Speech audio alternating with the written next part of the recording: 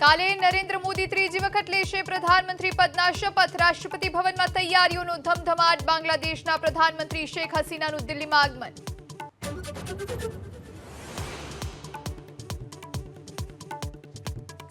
નરેન્દ્ર મોદી મંત્રીમંડળમાં જેડીયુના 2 સાંસદ બની શકે મંત્રી। સૂત્રોના દાવા પ્રમાણે લલનસિંહ અને રાજ્યસભા સાંસદ રામનાથ ઠાકુર મંત્રી બનવાની રેસમાં સૌથી આગળ।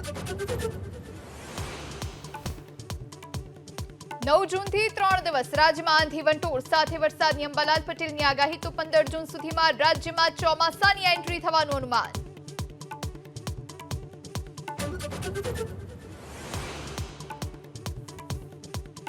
અમદાવાદના નિકોલમાં ડ્રેનેજના પાણી ભરાયા રસ્તા પર। પ્રી મોન્સૂન કામગીરી સમયે રસ્તા પર પાણી ફરી વળતા વાહન ચાલકો પરેશાન। સમારકામ શરૂ।